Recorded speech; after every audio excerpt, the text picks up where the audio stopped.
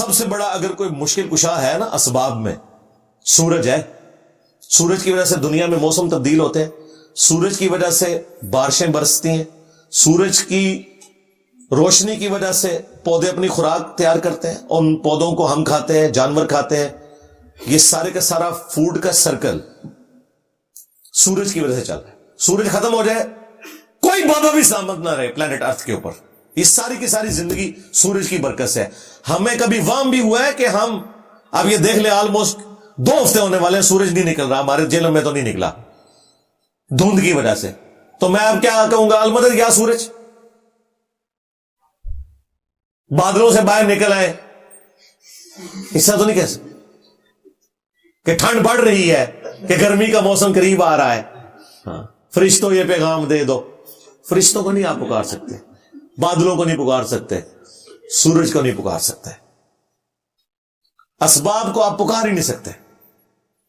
ان لوگوں کا لیول دیکھیں کہ اسباب کو انہوں نے اپنا مشکل کشا سمجھا ہوا ہے، حالانکہ اسباب مشکل کشا نہیں، مشکل کشا مسبب الاسباب ہے. ہاں، ظاہری اسباب جو ہیں جو اللہ تعالی نے رکھے ہوئے ہیں وہ تو آپ نے یوز کرنے ہیں. مثال کون سی اٹھاتے ہیں اور فٹ کہاں جا کے کرتے ہیں. اچھا میرے بھائیو، اس کانٹیکسٹ میں ایک اور حدیث ہے صحیح بخاری اور صحیح مسلم کے اندر، بڑی مشہور حدیث ہے، اور اس حدیث کے بارے میں نے اکثر ویڈیوز میں کہا ہے کہ یہ ایک حدیث 3 بنیادی عقیدے کلیئر کر دے گی کہ اس کے بارے میں ایک مسلمان کا کیا ایٹیٹیوڈ ہونا چاہیے. یہ حدیث بخاری میں بھی ہے اور مسلم میں بھی، کہ 70 صحابہ کو دھوکے سے شہید کر دیا کافروں نے،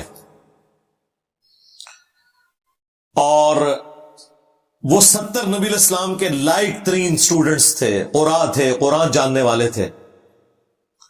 اب جب انہیں شہید کیا تو جو ان کے امیر تھے عاصم بن ثابت انصاری رضی اللہ تعالیٰ عنہ علیہ السلام، انہوں نے شہید ہوتے ہوتے ایک دعا کی، اور دعا کے الفاظ تھے، اے اللہ ہمارے نبی کو ہمارے حال کی خبر کر دینا کہ ہم ان کے دین کے اوپر قائم ہیں، اور ہم اپنے رب سے اس حال میں مل رہے ہیں کہ ہم اس سے راضی ہیں اور ہمارا رب ہم سے راضی ہے. اے اللہ ہمارے نبی کو ہمارے حال کی خبر کر دینا.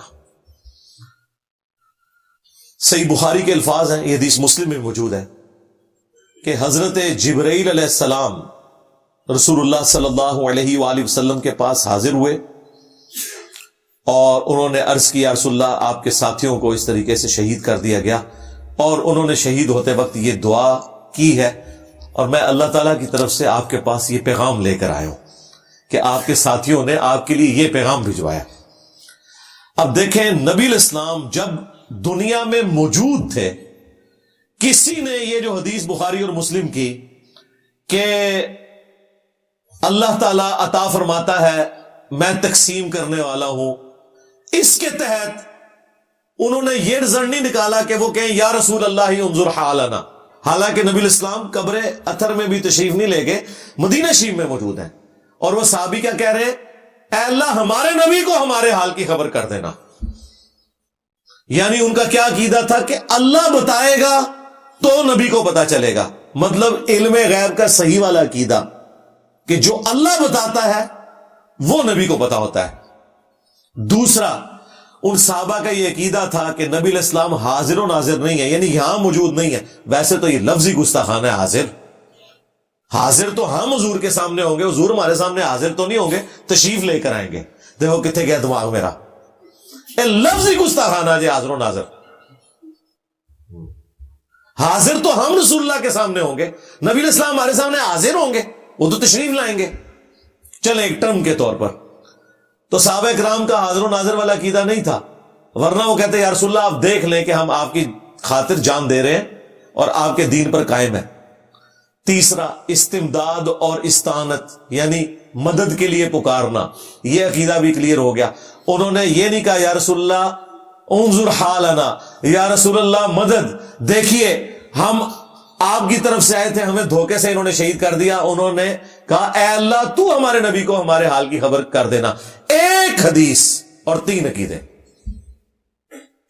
علم غیب، حاضر و ناظر اور استعانت اور استمداد، یہ عقیدہ بتا دیا کہ اس کی صحیح والی شکل کون سی ہے۔ اور پھر نبی علیہ السلام نے پوری مبارک زندگی کے اندر جتنی بھی دعائیں سکھائی ہیں، جتنے وظیفے تعلیم فرمائے ہیں، اور جن پر آپ نے خود عمل کیا ہے، ان میں کوئی اس طرح کی وسیلے والی بات جو یہ پیش کرتے ہیں دھو زبردستی والی، وہ موجود نہیں ہے، یا غیر اللہ سے مدد نہیں ہے۔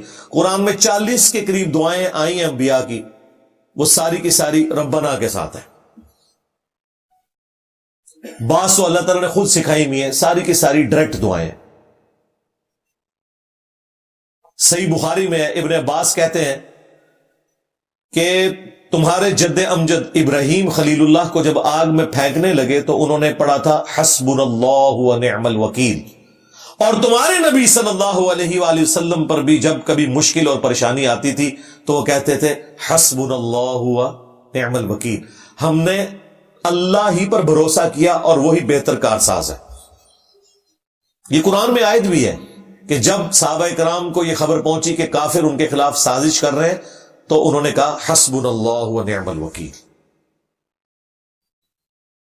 پھر جامعہ ترمذی میں ہے المستدرک للحاکم کے اندر اس کی صحیح سند موجود ہے، سنن نسائی الکبریٰ میں بھی، کہ نبی علیہ السلام کو جب کبھی بھی مصیبت اور پریشانی آتی تو آپ کیا دعا کرتے؟ یا حی یا قیوم برحمتک استغیث، اے خود سے زندہ ہر چیز کو تھامنے والے، میں تیری رحمت کے ساتھ تیری مدد کا سوال کرتا ہوں۔ تو نبی علیہ السلام تو یہ تعلیم فرمایا کرتے تھے۔ ہاں ایک پروٹوکول ہے دعا کا، وہ جامعہ ترمذی میں حدیث موجود ہے کہ جو شخص اللہ تعالی کا ذکر کر کے اور درود شریف پڑھ کے اللہ کی طرف متوجہ ہوتا ہے، اللہ تعالیٰ اسے کبھی محروم نہیں لوٹاتا۔ تو جب بھی دعا کرنی ہے پہلے اللہ کی حمد، پھر درود شریف، اور پھر دعا۔ نماز میں بھی ہم یہی کرتے ہیں، پہلے اللہ کی حمد کرتے ہیں، التحیات للہ والصلوات والطیبات، پھر سلام عرض کرتے ہیں، پھر درود شریف پڑھتے ہیں، اینڈ پہ جا کے دعائیں مانگتے ہیں۔ یہ ترتیب ہے۔ تھوڑی سی عقل اگر استعمال کی جائے آپ کو بالکل کلیئر ہو جائے گا کہ انہوں نے توحید کے نام کے اوپر امت میں شرک پھیلایا ہوا ہے، اور ہمیں کہتے ہیں جی پوری امت کو مشرک بنا رہے ہیں۔ ہم صرف عقیدہ بتاتے ہیں شرک ہے، ہم نے کبھی نہیں کہا کہ فلاں فرقہ یا فلاں مولوی کافر اور مشرک ہے، اسلام سے نکل گیا، یہ تو ہم نے کبھی بات نہیں کی ہے۔ ہم صرف بتاتے ہیں کہ یہ عقیدہ غلط ہے، دیٹس آل۔ یہ تو ہم نے بتانا ہے، اگر نہیں بتائیں گے تو اصلاح کیسے ہوگی؟ اس طریقے سے اصلاح نہیں ہو سکتی کہ آپ میٹھی میٹھی باتیں کریں۔ میٹھی میٹھی باتیں کر کے کبھی تو ہی سمجھ آئی ہوتی۔ آج دنیا میں اتنی چینج ہمارے بعد کیوں آ گئی ہے؟ ہم نے بتایا کہ ٹوٹی کمند کہاں کہاں انہوں نے دھوکہ دیا ہے، اور آپ کو غلط چیزیں قرآن و سنت کے لبادے میں اوڑھ کر پیش کرنے کی کوشش کی ہے۔ قرآن و سنت کا کوئی لینا دینا نہیں ان عقائد کے ساتھ جو یہ پریزنٹ کر رہے ہیں۔ مولا علی نے یہ تعلیم کیا تھا کہ میں تو پوری زندگی اللہ کو مدد کے لیے پکاروں، اور تم میرے دنیا سے جانے کے بعد مجھے مدد کے لیے پکارنا شروع کر دو۔ مولا علی نے جو کچھ کہنا تھا وہ کہہ دیا ہے۔ مکتوب نمبر 31 نکال لیں، جو خط حسن ابن علی کے نام ہے، نہج البلاغہ میں، شیعہ کی کتاب میں۔ وہ سٹارٹ ہی اتنا زبردست انداز میں ہوتا ہے، کافی لمبا کھاتا ہے وہ تو سارا، ایٹ لیسٹ 1 گھنٹہ چاہیے میں اگر ایک ایک لفظ کے اوپر بحث کروں۔ وہ کہتے ہیں میرے بیٹے حسن، یہ اس باپ کی وصیت ہے جس نے ان قریب مر کے فنا ہو جانا ہے۔ اے میرے بیٹے حسن، تجھے جب بھی کوئی مصیبت ہو، پریشانی ہو، تو صرف اللہ ہی سے مدد طلب کرنی ہے، صرف اللہ کو پکارنا ہے۔ میرے بیٹے حسن یاد رکھنا، اللہ کا دربار وہ درگاہ ہے کہ اس نے اپنے دربار کے باہر کوئی دربان بھی مقرر نہیں کیا کہ جس کی اجازت سے، جس کے صدقے سے، جس کے وسیلے سے اندر آنا پڑے۔ تو ڈائریکٹ اللہ سے مانگ۔ تو مولا علی نے تو کوئی نیا عقیدہ نہیں دیا، یہ قرآن میں لکھا تھا، وَإِذَا سَأَلَكَ عِبَادِي عَنِّي فَإِنِّي قَرِيبٌ۔ اے میرے محبوب صلی اللہ علیہ وآلہ وسلم، جب میرے بندے آپ سے میرے بارے میں پوچھیں تو تم فرماؤ بے شک میں تمہارے بالکل قریب ہوں۔ اجیب الدعوۃ الداعی اذا دعان، ہر پکارنے والے کی پکار کو سنتا ہوں جب بھی وہ مجھے دعا میں پکارے، لیکن فَلْيَسْتَجِيبُوا لِي وَلْيُؤْمِنُوا بِي، لوگوں کو بھی چاہیے کہ میری دعوت کو قبول کریں، مجھ پر ایمان لائیں جیسا کہ ایمان لانے کا حق ہے، تو وہ کامیاب ہو جائیں گے۔ تو مولا علی نے جو عقیدہ بتایا وہ موجود تھا، یہ وہی عقیدہ جو نبی الاسلام نے دیا ہے۔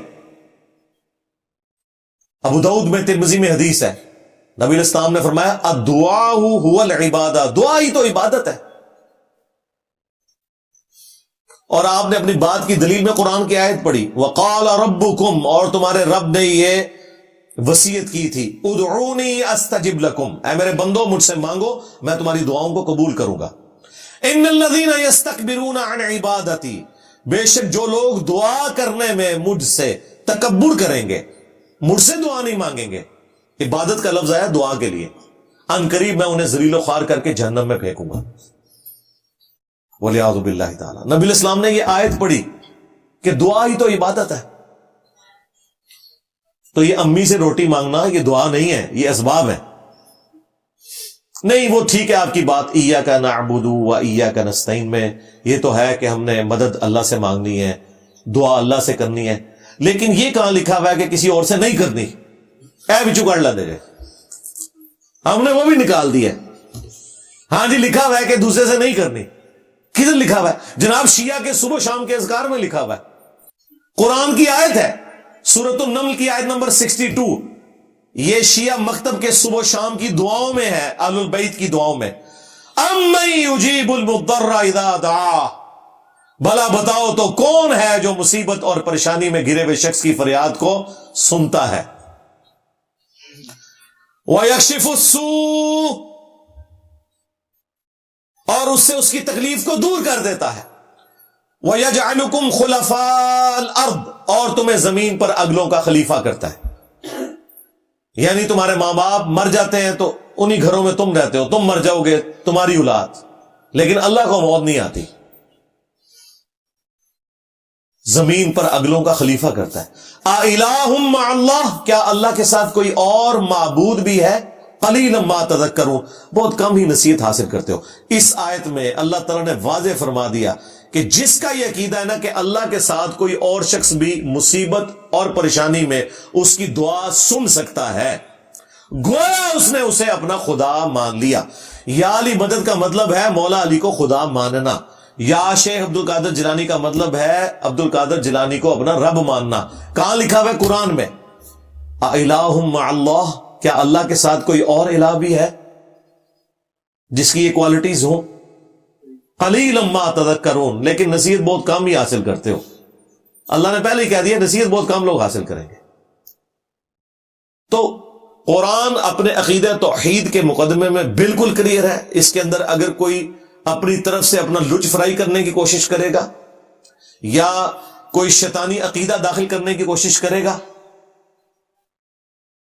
تو اللہ تعالیٰ اپنے بندوں کے ذریعے یہ کام لیتا ہے کہ وہ حکمت کے ساتھ وہ تمام وساوس ایڈریس کر دیتے ہیں۔